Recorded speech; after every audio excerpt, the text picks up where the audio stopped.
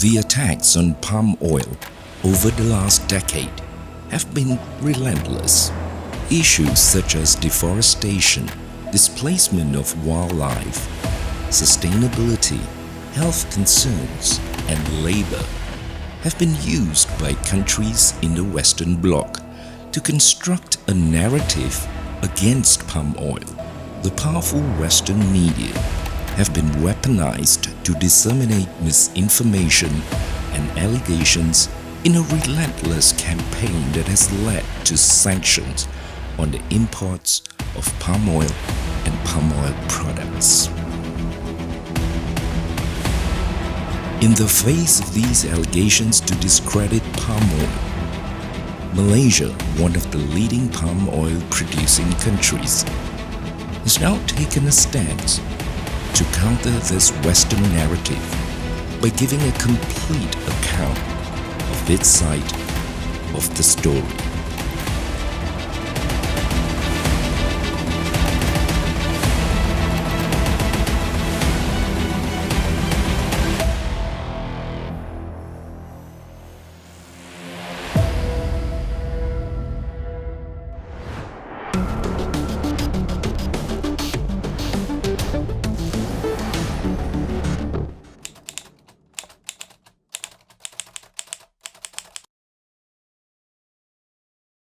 I think it is not the most controversial crops at this point in time.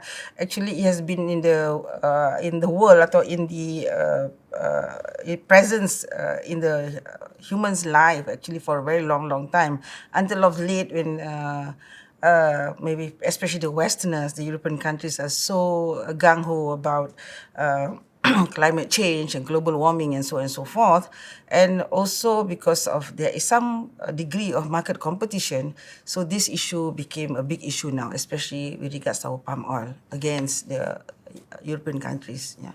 So the misconception, the first, there's a history to all this. So first they come and attack the quality of our palm oil. Accusing it is not cholesterol free, accusing it's high fats and that kind of thing. But after that, we prove to them it's not true. We've proved in our research and studies. Then they quieten it down. After that, they try to find out another issue to bring out the other issue. Is now they talk about deforestation. So when they talk about deforestation, the fact is that we can produce 1 ton of palm oil only using 0.3 hectare space. As opposed to soya oil, they need to use 2.2 hectare of space to produce 1 ton of soya oil. That's the same with sunflower, which needs 1.2 hectare for 1 ton. And corn oil as well needs 1.1 for 1 ton of sunflowers.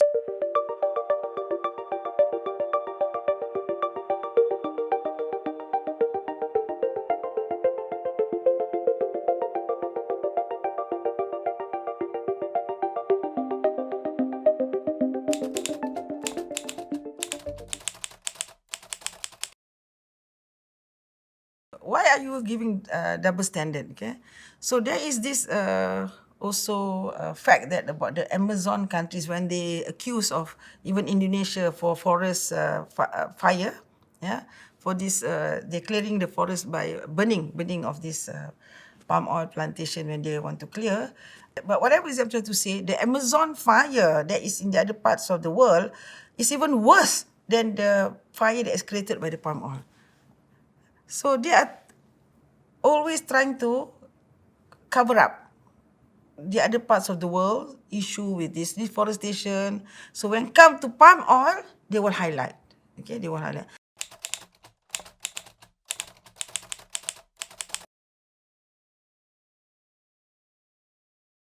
If you look at for the planting of palm oil, the forest cover for Malaysia, we are still about 55%.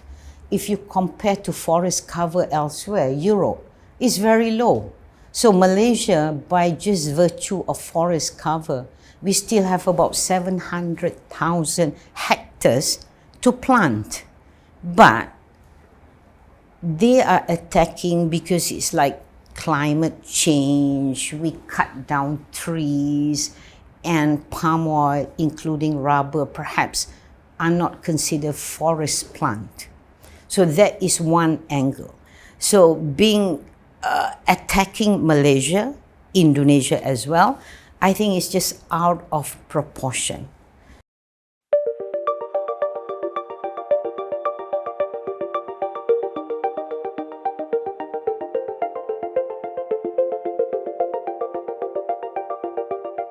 So our replantation program, for every 25 years, we do replanting. So there's no issue about it. And on top of that, we have already signed the COP26. COP26 is to eradicate deforestation. We have commit ourselves to all this declaration. So why are they still harping on the issue of still practicing deforestation? So we have our policy. Our country is a sovereign country. We have our policy, which is we kept at 6.5 million hectares, and it's being accepted, being announced in the COP26. So what else? So whereas we are not bothered about what they are doing there in US, we never asked how many hectares you cap or whatever we didn't. So because we thought that we are taking care of our own product, therefore you also take care of your own products.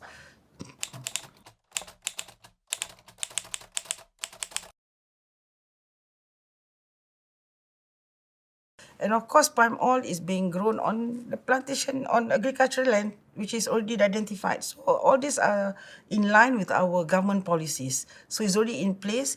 And all our palm oil plantation in Malaysia, 95% are MSPO. They are certified under Malaysia Sustainable Palm Oil.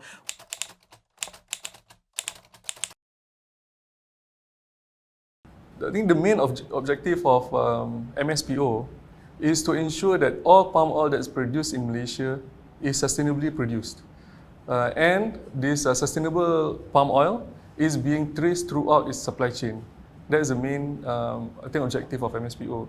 On the other side, it also shows the government's commitment in ensuring this agenda, which is a sustainability agenda, is being pushed through the palm oil industry. And it is a stepwise approach where we are slowly raising the standards of the Malaysian palm oil industry. For everyone involved, I mean, if you look at voluntary schemes, are normally being adopted by only the big plantation companies because they can afford it. But what about the smallholders and even small plantations? So this is the objective of MSPO also, is to get everyone on board on the sustainability train. So that everybody is aware on what is the sustainability concept and what they can do and how ultimately bring the whole Malaysia from the smallest of growers to the big plantation to adopt MSPO, and ultimately we can tell the world that through MSPO we have produced the most sustainable palm oil which can supply to the global demand.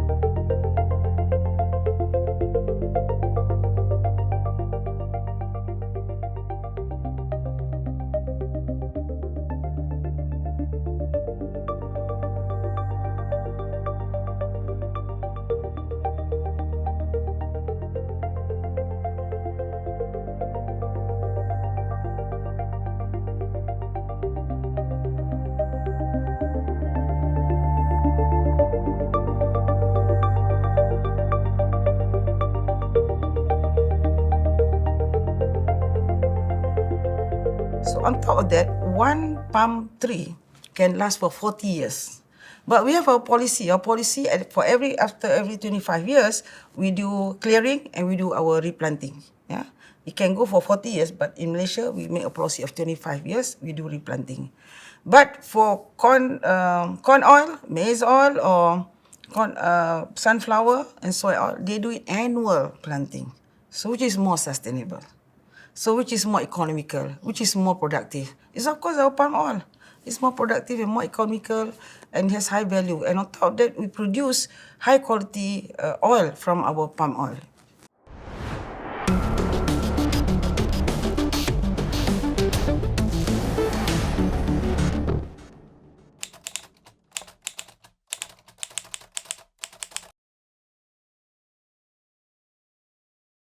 I think in one of the books that they presented to me by the MPOB, it stated how much carbon that we absorb, palm oil absorb, yeah, and it's very high compared to the other plantations, and also the sustainability is not true. So like I mentioned just now, our palm oil is from A to Z, 100% clearly is a very high biodiversity.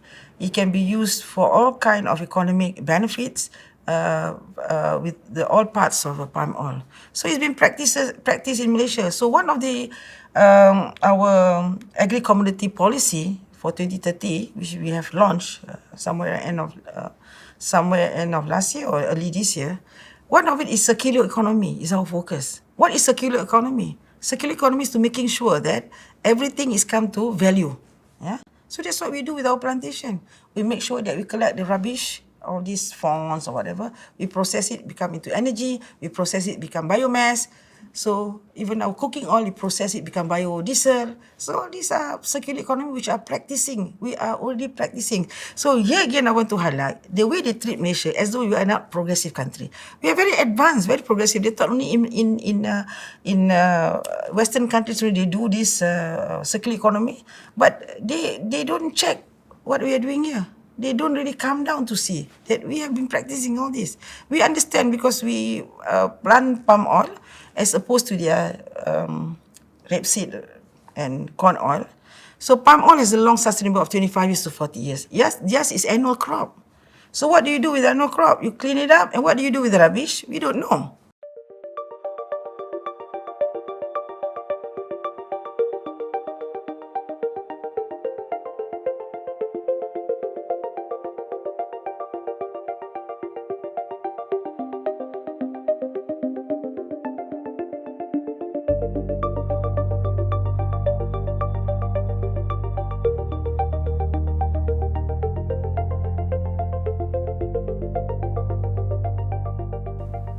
There's no news on that, and we also didn't want to bother to find out what you do in your country.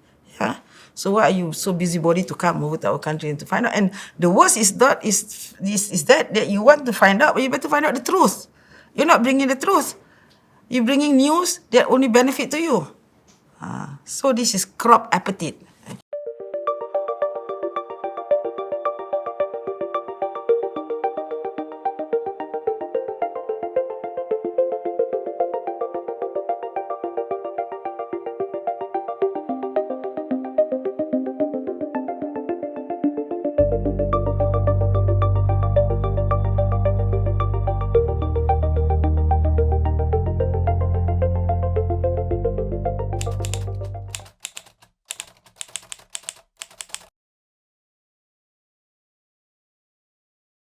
Yeah, this is the circular economy I'm talking about. Yeah.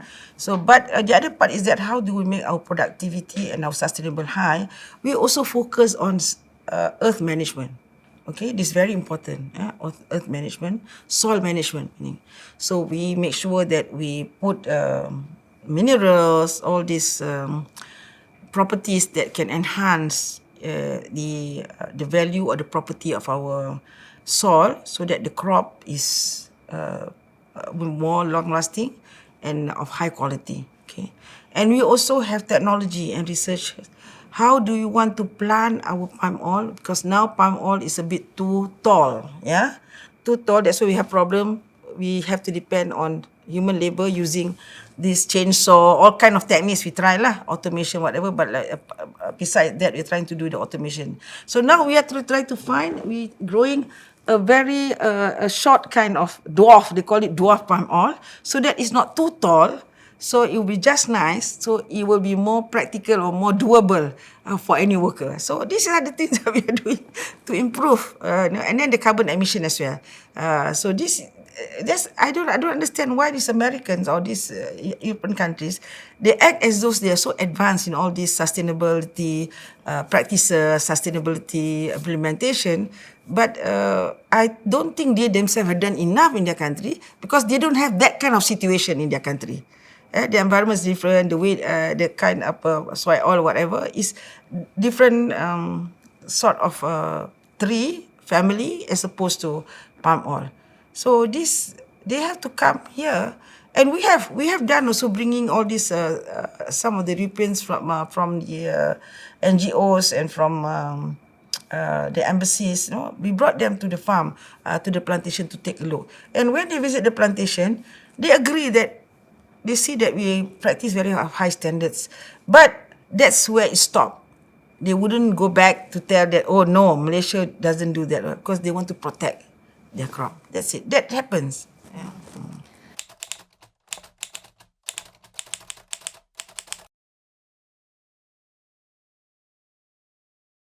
If you look at the usage of edible oil throughout the world, it has the lowest usage. I think about 3% of the land usage is being used for edible oil. Then there is this dairy farming. Actually, it is a bigger culprit on this problem on sustainability. And so, but whatever it is, compared to this sustainable issue or environmental issue, palm oil still contribute the least in terms of land usage and in terms of effect on environmental. So we have this carbon greenhouse emission. So this is where we are also is the safest product. So we're talking about also carbon credit, where we palm oil gives a lot of out of carbon, and it's sort of balanced with our oxygen, the supply of oxygen. So it is a high carbon credit value actually. Malaysia has already signed the declare of COP26. COP26 says that we are here to eradicate deforestation. And not only, because Malaysia has already has policies on the capping of palm oil plantation, which is at 6.5 million hectares. So we still have about 700,000 hectares to be used for palm oil plantation. So therefore we are in line, we are on top of things, and we still have lots of room for expansion. And we are also very, very careful to make sure that we maintain our sustainability program so that we are not affected by climate change or global warming going to affect the world or so on and so on, or the environment. So therefore, we are still on top of things. We still have space to grow our palm oil, and we have space to increase our production. And through effective management and more structured management, we also can improve further the production of our palm oil. And with these efforts, definitely will bring more income to the country and make sure that palm oil is going to remain #1 commodity of Malaysia and the #1 export country for palm oil to the world.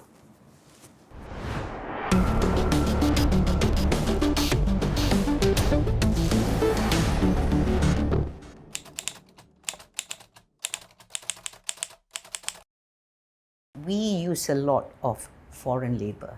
Being a small country, we have about 33 million people. Many of our youth are not interested to work in palm oil or plantation as a whole. So we need to bring the foreign workers. What has happened on the WRO aspect, which is the Custom Border Protection controlled by America, they receive complaints. The complaints can come from NGOs, can come from anyone, or say Tom, Dick and Harry. They write to CBP. Probably some proofs of the, perhaps they just ask one or two of our foreign workers that is not being treated correct, perhaps, and they complain, and that was, I think, the basis of complaint. So they will actually start the investigation their own way. They create dossier, they receive a lot of information from CBP that they have actually done quite from their quote-unquote a thorough investigation. How do you call that thorough when they have not themselves come to Malaysia to do that investigation?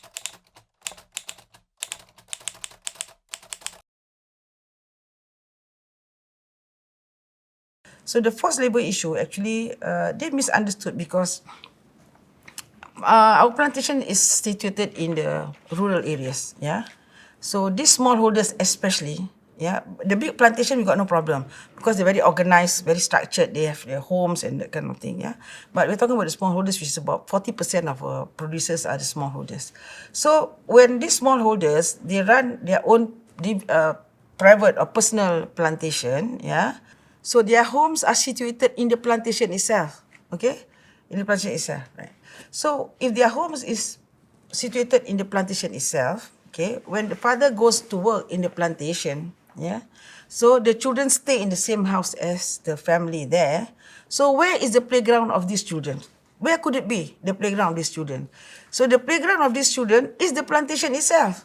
So when they see these children playing around the plantation area and seeing them caught them picking up one piece of palm oil seeds, and they charge us of using child labor.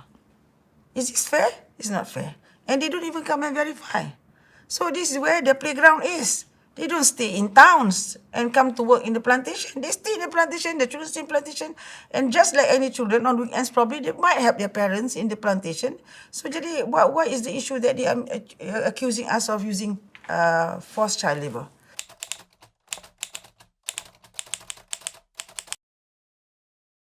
Orang selalu ingat kehidupan kami, kehidupan anak seorang peladang mungkin susah, tapi sebenarnya bagi saya tidak.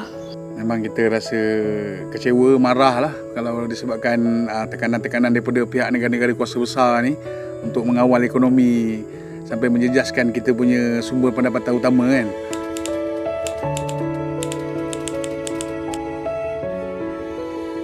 Sebenarnya apa orang barat cerita tu tidak betul.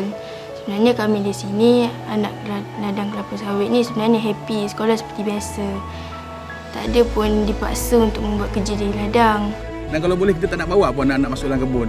Just sekadar macam hari Minggu nak bagi dia orang merasa pengalaman sebagai anak peneroka, kita bawa. Tapi persepsi atau cerita-cerita yang dibawa atau dijaja tu memang tak benar sama sekali.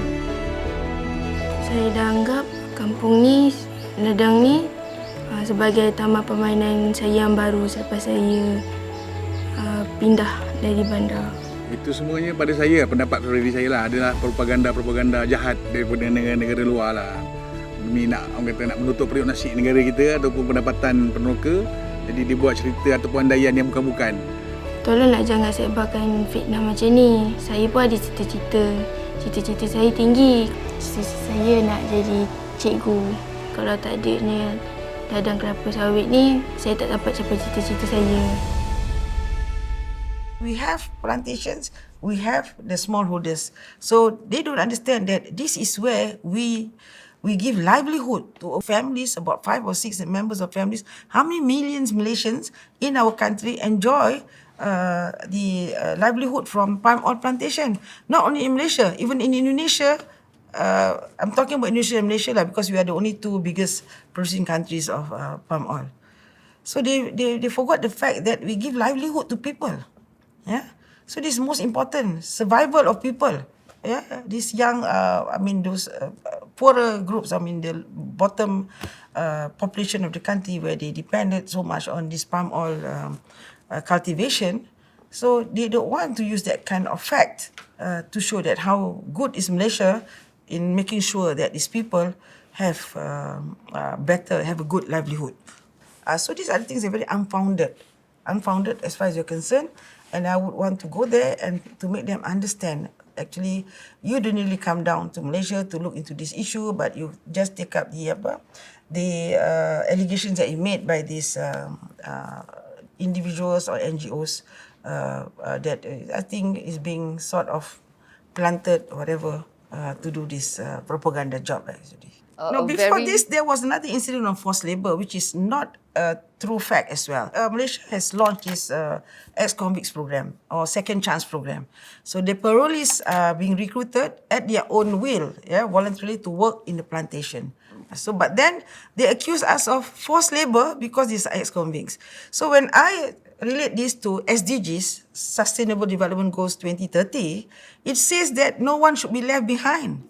So we have this, I think SDG number 5 or 7 to say that equality and give second chance, and you're contradicting yourself.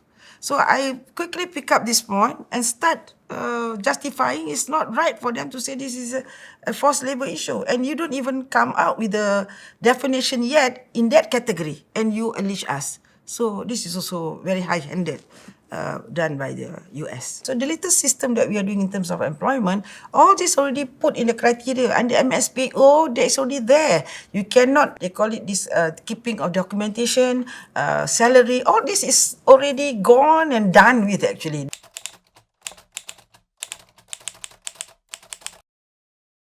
Actually, MSPO 2022 is of course based on the data that we have gathered from MSPO 2013, and we improve from there. Other than that, we also look at what are the other current sustainability demand from the international or from the global scene to be also incorporated into it. So from there, what the main thing that we have, or the most significant thing that we have incorporated in MSPO 2022 is actually, first of all, the introduction of the cut-off date, which is at December 2019. This is in line with the mandatory date, which is 2020, that is being imposed nationwide on MSPO. So that's one. And then we also incorporated two main assessments, mainly the High Conservation Value Assessment, which is HCV, and also the Social Impact Assessment, which needs to be done by everyone who wanted to get certified under the MSPO. And of course, thirdly, we are heavily incorporating on the labour side of things, where we wanted the industry to put more commitment in ensuring there are no forced labour and also no child labour. With that, we have already incorporated all the 11 ILO force indicators into our scheme, and also in line with the Malaysian, through the Ministry of Human Resource, where we have already ratified under Protocol 29. So those are the significant changes that you can see under the new MSPO 2022. Nama saya Sapuan, asal Indonesia, umur 31 tahun, bekerja di Kelapa Sawit, ladang leper hilir 08, Gambang, Pahang. Saya bekerja dekat sini 2 tahun 6 bulan. Kerja dekat sini saya sebagai penolak buah di pokok tinggi inilah. Saya Ahmad Azwari Nobih Hamran, berusia 37 tahun, berasal daripada Taiping, Perak.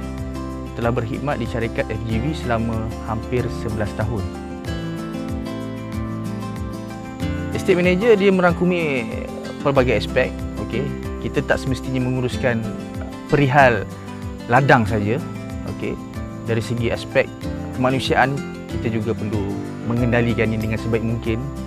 Dan kita akui bahawa tugasan untuk menguruskan tenaga manusia amat sukar dan juga penuh cabaran.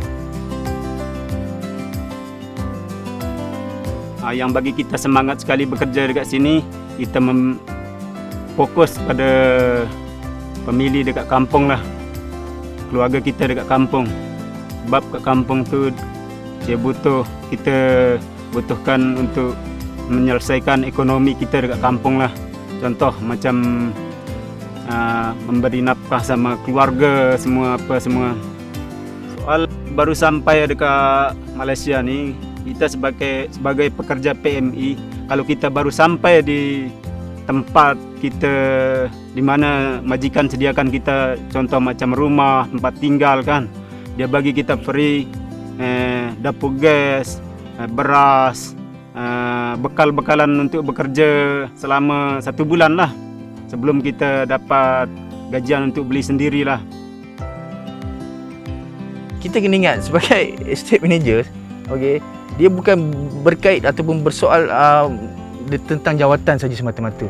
Okey, ini adalah satu tanggungjawab besar yang perlu saya pikul, okey, untuk memastikan tahap kebajikan pekerja saya seramai 67 orang ini terbela dan juga terjaga. Di syarikat FGV, kita memang akan bagi yang terbaik untuk pekerja-pekerja kita.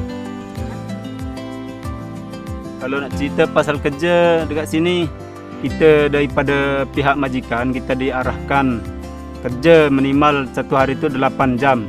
Tetapi kalau kita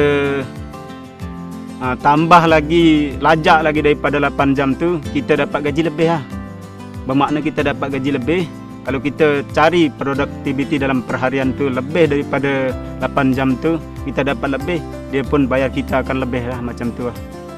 Okey, di sini saya menafikan ataupun menolak sekeras-kerasnya tuduhan daripada pelbagai negara, terutama daripada Amerika dan juga negara-negara Eropah berkaitan dengan buruh paksa dan juga isu kanak-kanak. Sebabnya tidak ada satu pun NGO, tidak ada satu pun mana-mana pertubuhan yang datang untuk menyiasat perkara ini. Sama ada betul terjadi ataupun tidak. Sama sekali. Sepanjang saya hampir 11 tahun, tidak ada. Dan juga saya yakin dan juga saya percaya, dalam industri perdagangan kelapa sawit terutamanya tidak mengamalkan sesekali perkara-perkara tersebut. Kalau dikatakan kita happy, kita bangga, kita rasa bangga lah, walaupun saya bukan rakyat Malaysia, saya rakyat Indonesia kan. Saya bangga lah sama orang Malaysia, dia beri kita layanan yang terbaik lah untuk kita. Walaupun kita tak saling, belum kenal sesama suku lah, macam tu.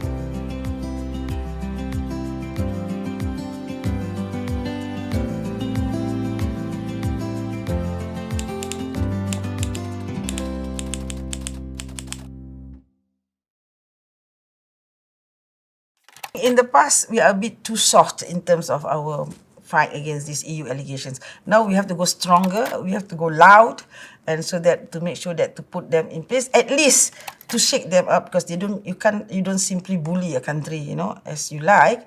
So, they call it crop appetite or whatever, yeah? Yeah, so crop appetite. So you don't have to practice that. You have to understand we are all sovereign countries, we have our own rights, we have our own policies. You have to respect our policies. So on top of for labour, we have already signed ILO 29, where we also support eradication of forced labour. And we are taking all the steps that is being stipulated in that declaration to make sure that we are taken away from these allegations. So they have to be fair. But I'm not saying it's 100% okay. I'm saying there possibly, yeah. To be realistic, there must some cases which we have to acknowledge.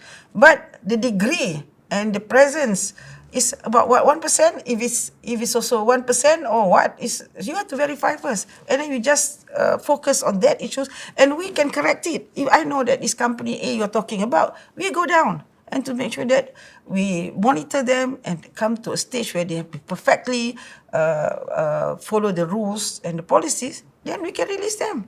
So what's the issue? It's no issue. We are very friendly. We can work together with you.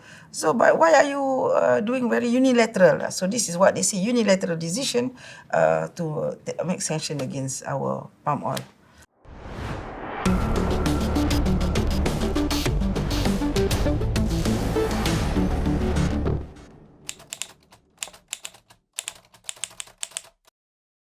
Sometimes they got misunderstood. They purposely do it.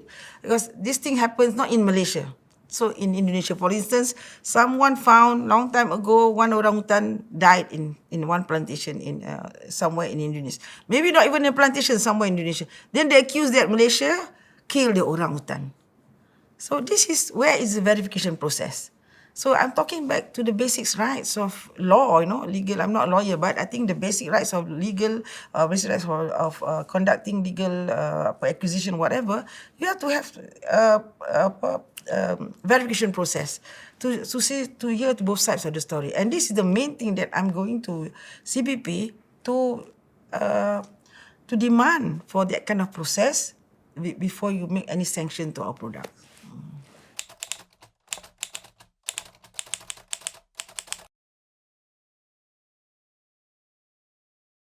Okay, the orangutan in Malaysia is being taken care at this center called Sipilok Orangutan Care Center in Sabah.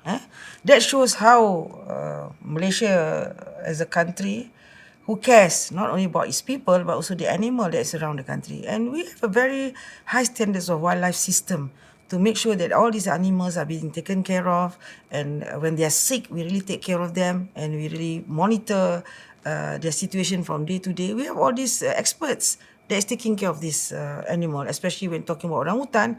What more if it's the allegations that is being made to Malaysia because we kill orangutan because of our palm oil plantation?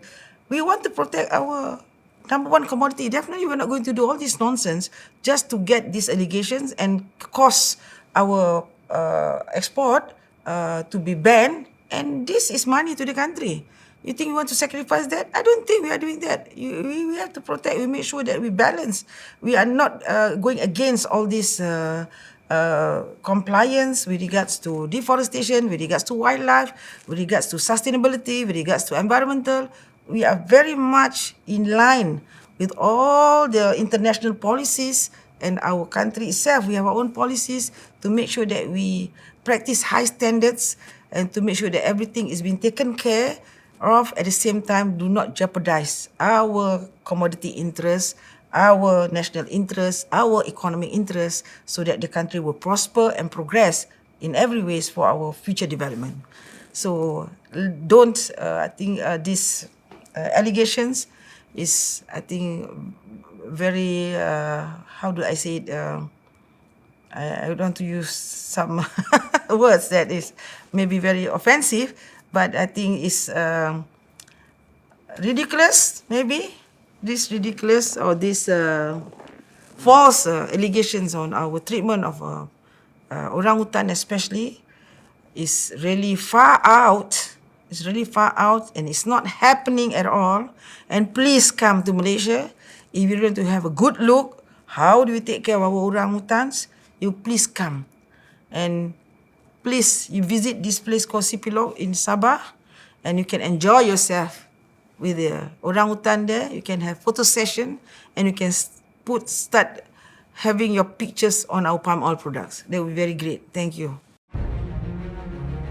While it is true that orangutans in Borneo have become an endangered species, it is also equally true that many other species have become endangered due to the expansion of the human population on planet Earth.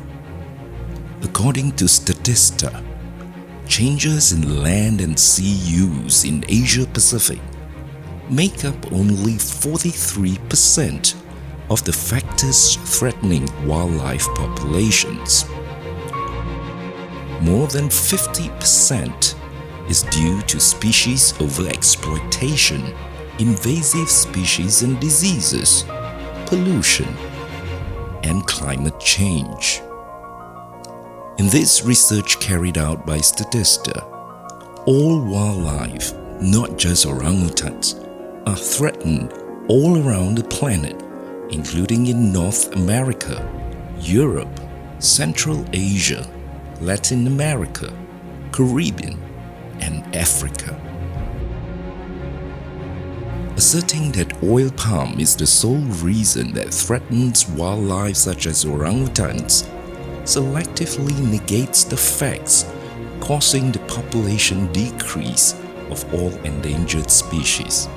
The truth is that the explosion of the human population, along with species overexploitation, invasive species and diseases, pollution, and climate change have become the contributing factors to the reduction in wildlife population the world over. With the exponential growth of the human population on the planet, where palm oil feeds over 60% of the edible oil market, a world without palm oil will surely lead to a global food crisis.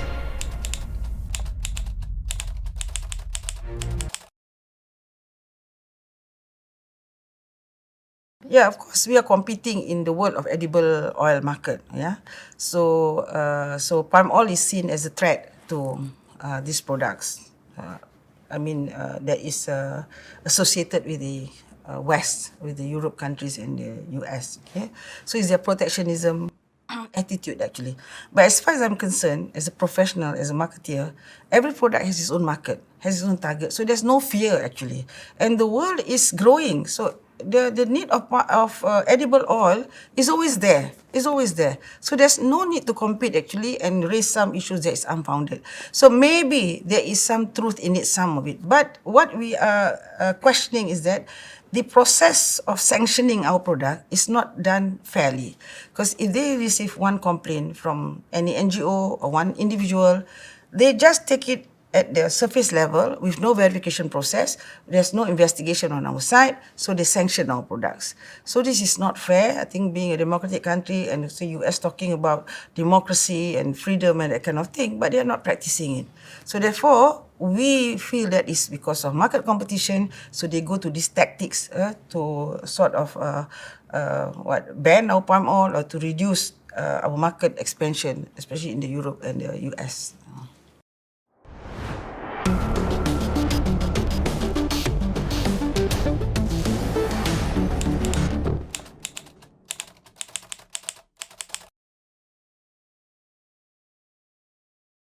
Alhamdulillah, I find that palm oil, or we call it, when it's processed, we call it edible oil.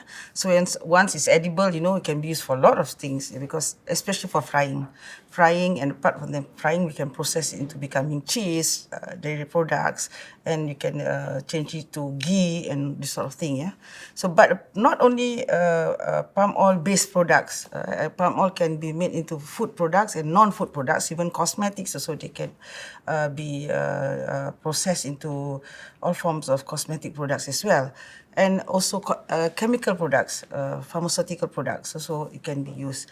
But before that, on top of that, the tree itself, it has a lot of sustainable value where the trunk and the frond, they call it the leaves of the palm oil, they call the frond. So this can be turned into biomass where we sort of collect them and put into the whole ecosystem where it can turn out to be energy. So that's one process. And some of it also, the furniture industry is also taking this, making use of this palm oil trunk to turn it into furniture-based products as well. So these are the things that we see that apart from all the other edible oils, palm oil is the most sustainable because it has 100% value on its trees and its oil itself. Palm oil is a very good oil. I mean, unlike all these perceptions, negative narrative about palm oil is one of the fats that is really good for the applications of food. Therefore, like palm oil has a very unique characteristic. It could actually extend very high heat. Therefore, it's really good for frying because it is able to withstand up to 220 degrees Fahrenheit. Therefore, it makes it very crispy and good. So, you see, palm oil versus any other soft oil, it has its own goodness of application. Anything that, I guess, God created as crops are all good. It depends on how you apply it. Therefore, palm oil, it actually grown on the equatorial region, which is 10 degrees up and 10 degrees down. It has a lot of oil per acreage of planting compared to the other soft oil like soya bean, sunflower oil, or rapeseed oil, even coconut oil.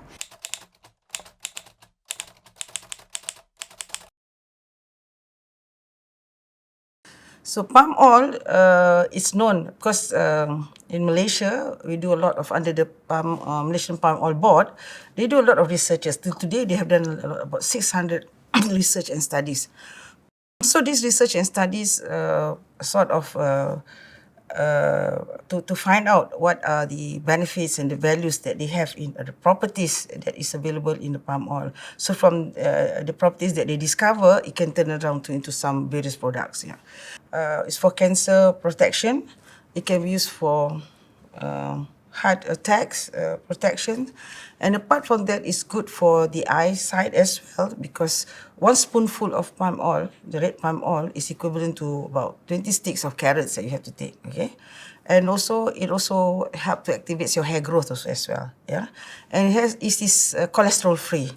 So these are the things that people do not know, the actual properties of palm oil, and they overlook that, or maybe it's not enough of information that going through them, and these are the benefits. And when you frying, they call it palm oil has a very long-term stability in the oil itself. So when you do your frying, you can do recycling. You can recycle the oil for refrying, but not like the other edible oil. They can't. And the other thing is that it has high antioxidant, which is for anti-aging actually. So these are the things that is available in the properties of our palm oil, and it has a higher value rate on all these properties actually.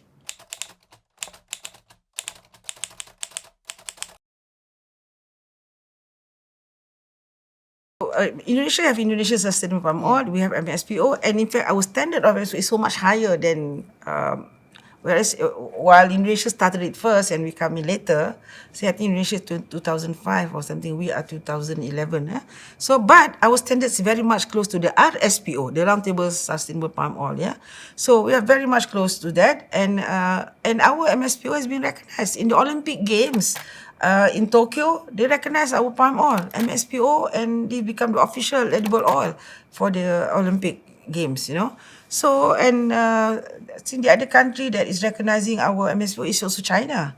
So these are, and we are now improving the standards to be equal of RSPO, so that we don't have to be duplicate with RSPO. But RSPO conditions is only applied to big plantations who are exporting to some European countries. So the rest of the other parts of the world, they are not too bothered about RSPO, but with our MSPO, they are happy enough because we practice high standards. So we sell our MSPO actually. This is our strength. We sell our MSPO to show that we really have a very strict control of our production, and it shows that we have palm oil edible of high standards. I sometimes wonder, these European countries, the Western countries, especially US, they can come up with a lot of things which out of the world that people can think of. They even accuse our palm oil of being GMO, which is not true at all. Okay, which is not true as well. It actually, they have, this GMO is actually what is available, or it's in the canola oil and this soybean oil, and countries that South continents of America, they practice transgenic crops, which our Malaysian palm oil do not have this transgenic crop at all, yeah, where they transfer the genetic and that kind of thing. So I can assure you all, Malaysians or the people of the world, that Malaysia's palm oil do not have GMO. So this is a fact. We do not have a GMO palm oil product in Malaysia. That's clear.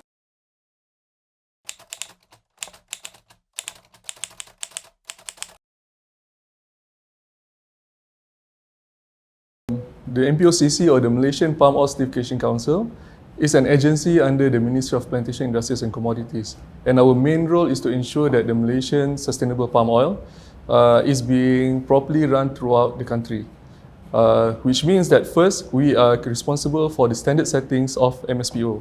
Together with the Department of Standards Malaysia, we will identify what are the international requirements needed in terms of sustainability, and to incorporate it into the MSPO and later be enforced to the industry.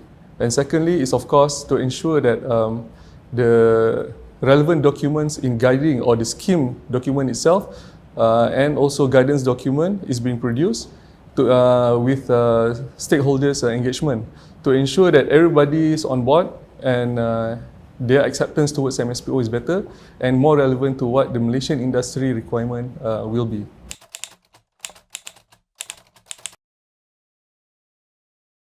Yep, I think it is understandable because they have not fully understand the whole concept of MSPO. However, EU also needs to be realistic on this, because all the principles and criteria under MSPO, if you look at their proposed legislation, such as legality, government's commitment, society inclusiveness, and traceability, is all covered under MSPO. And of course, through MSPO Trace, we have a complete cover of the traceability program. And this is a government's involvement. You cannot get more committed and legal than it. And we have other principles and criteria that is in line with the legislation proposed by EU and other developed countries to do this. So the way I see it, they should have looked at MSPO. If they don't want to fully accept MSPO, they should have looked at MSPO as tools for acceptance with extra criteria where it fits their needs. So both schemes, the MSPO and their legislation, can work together to ensure a constant supply of certified sustainable palm oil throughout the EU and also ultimately the global supply chain.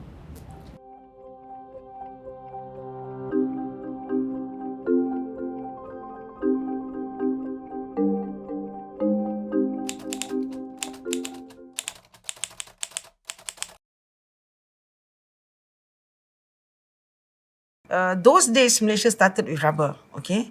So when that time when palm oil seemed to be the next crop that is popular crop at that time. I can't remember which year was that. I think many years ago, I think at least 40, 50 years ago. And these smallholders, the villagers who has lands, they turned into plantation. And this has provided to 250,000 smallholders in the country. And they produce 40% of our palm oil production. Okay, 250,000. When you're talking about 250,000 plantations, we are talking about times 4 of the family members. Yeah, that is average. Okay, that comes to about 1 million. Yeah, and I believe it's more than that because our record says it's about 2 million living in this smallholders plantation of 250,000. Okay, so that means you're providing livelihood for 2 million people of the country, and they are working very hard to produce palm oil, to work on this palm oil field, and to contribute to the country's economy and the country GDP. And they deserve to have a good life. They deserve to be treated well. So why do you want to take away their rights when they are complying at their very best to make sure that they manage the plantation in a proper manner? Do you think they want to give up their livelihood and by squandering and not following the regulations or the policies that we have imposed? No, they have to be very protective of their livelihood, and therefore they make sure that they follow what is the criteria imposed on them, and they would follow it very closely. And on our part, as the agency and as the ministry that taking care, we go down from time to time to make sure that they comply to all these conditions, so that they don't go out of the rules or the law, to make sure that they could maintain their livelihood.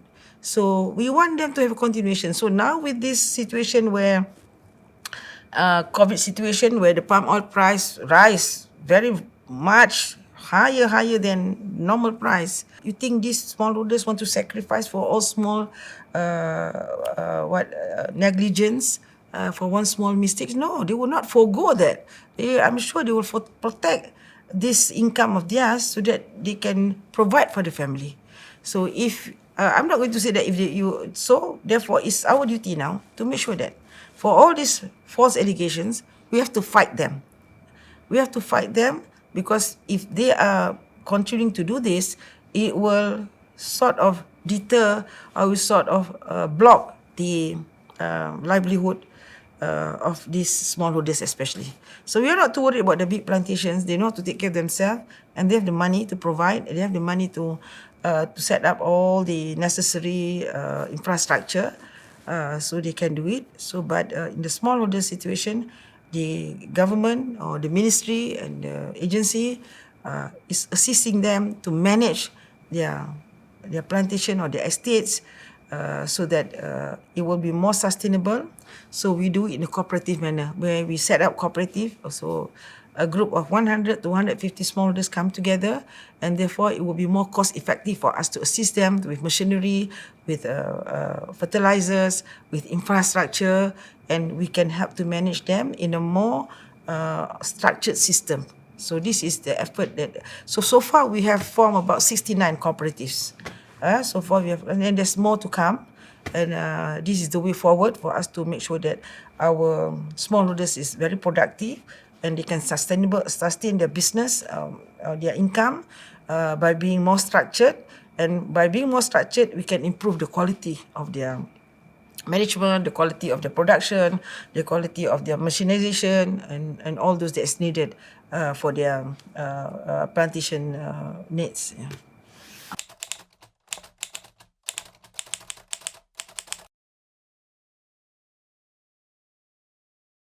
No, I won't allow this boycott to persist. I'm going to fight because it's the livelihood of our people.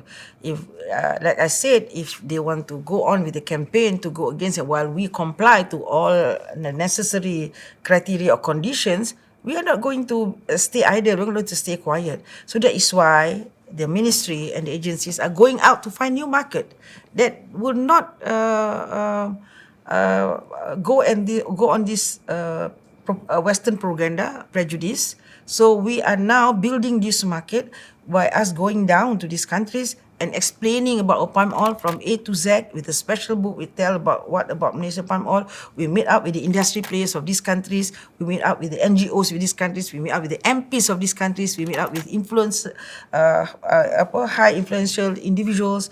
We meet up with the Senate, House. All these are the bodies that would have effect on the decision making or on palm oil import of the countries, and plus they are in position to voice what they hear, rights about our palm oil. Yeah, I want to protect these small because I don't want to come a time when they are above us. The Western prejudice is above us and is going to affect and jeopardize the livelihood of people. So before this happens, and it's not going to happen, okay? It's not going to happen.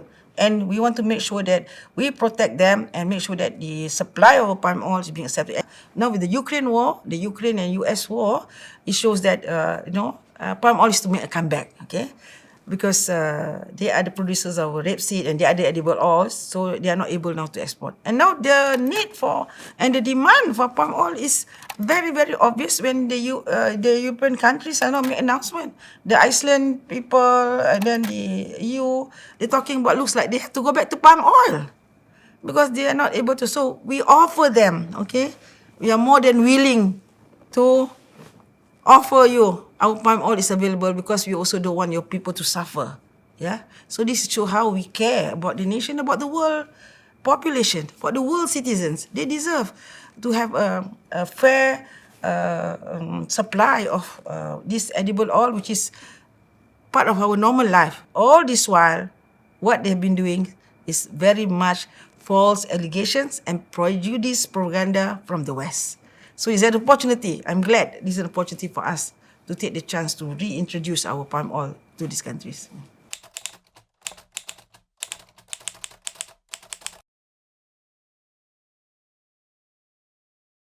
Okay, Alhamdulillah for this agri-commodity ministry in total, yeah. But for palm oil, despite the fact that it's COVID for 2 years, where the other economies are going down, but Alhamdulillah, our palm oil is the only commodity that gives a positive rise in terms of income to the country.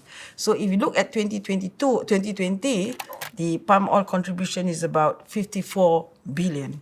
So for 2021, it goes to about almost 49% higher, is up to 104 billion ringgit. So Alhamdulillah, with this income for the country, we are able to counter all the expenses with regards to COVID-19, where we have to buy the vaccination, we have to build up hospitals, we have to take care of the sick people, we have to buy those oxygen machines and that kind of thing. So this is the money that we can make use to take care of the people during the COVID time. So I'm glad that despite COVID, the palm oil industry marked a rise, and I am here committed to make sure that the income from our palm oil still remain as good or if it's not better. And so this is the duty, because why it happens during the COVID time? Because of low supply, high demand, the price was good, was very high. That makes the value of our income from palm oil goes to very high, about 49% rise, okay?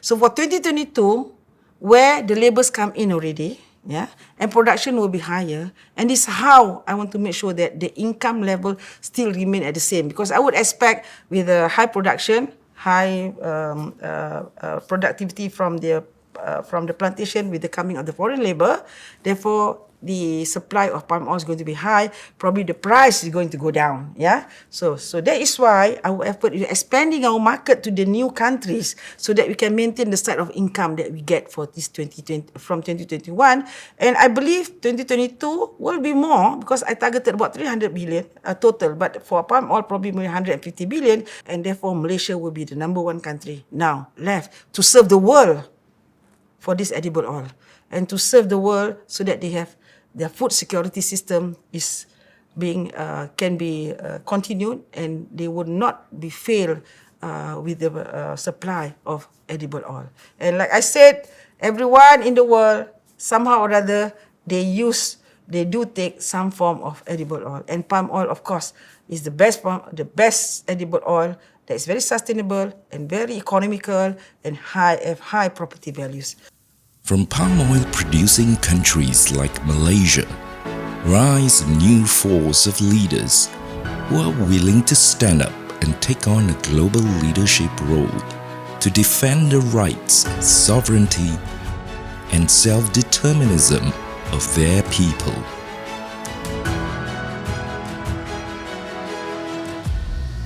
It is also abundantly clear that the anti-palm oil allegations are constructs of only the Western bloc.